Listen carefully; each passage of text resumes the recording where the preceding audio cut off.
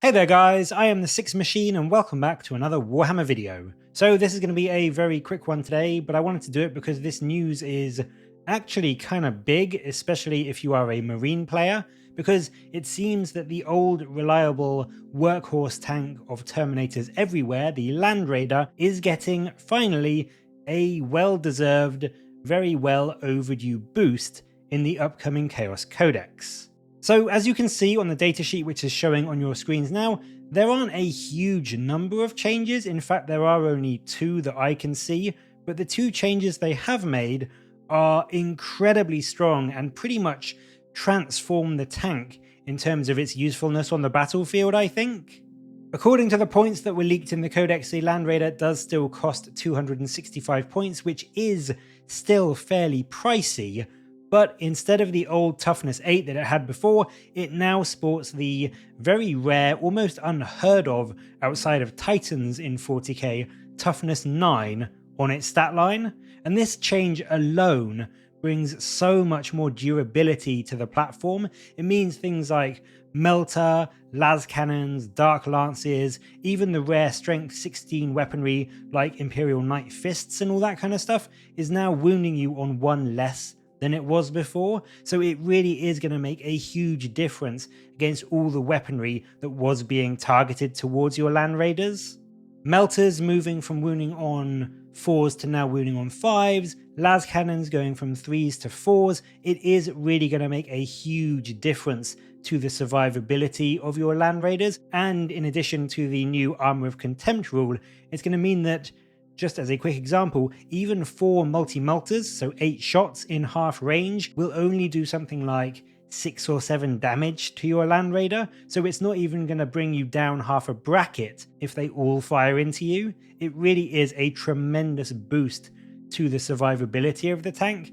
and whilst I think that alone would arguably not be enough to still bring Land Raiders to the table again, they also get another very nice change and a very nice boost to their damage output because the Lascannons have got a new profile as well. Gone is the old D6 damage, which was a remnant of 8th edition and which has been rightly changed for a lot of guns in their 9th edition codexes. It now has the much more fitting, much more reliable D6 plus 2 damage. And so with 2 twin Lascannons on the chassis, this basically adds a flat extra 8 damage to your potential output, and it brings your average from all 4 shots, assuming they all go through, from 14 damage to now a whopping 22 damage. It really can't be understated how big these changes are, both from a survivability and from a damage output front, and whilst I do think that the Land Raider still has a lot of issues, it's a relatively slow transport that you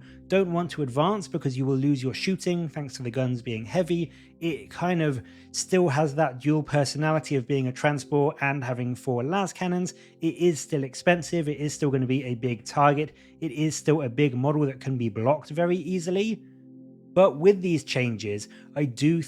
really do think that for some armies at least, this is going to bring the Land Raider back onto the battlefield.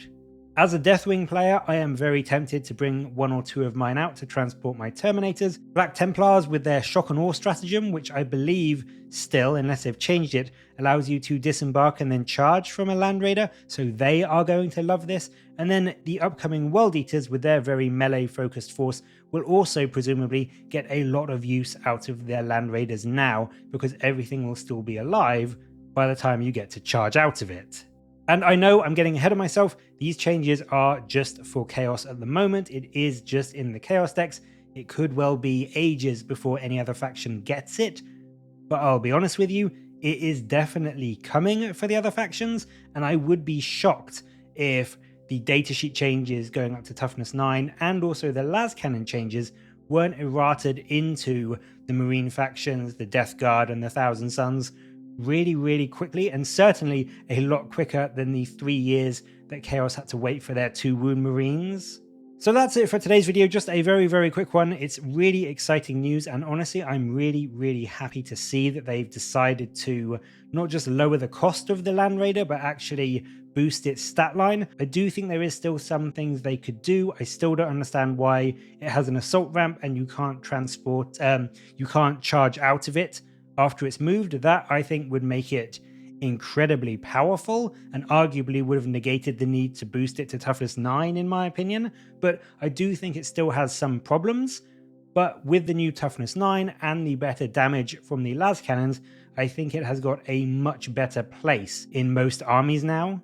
But what do you think of these changes? Are they enough to convince you to take a Land Raider, or are they still a bit too pricey and a bit too unsure what they want to do for that 265 point price tag? Let me know in the comments below, and as always, thank you very much for watching. Please do like and subscribe for more Warhammer content from me, but until next time, I'll catch you later, guys.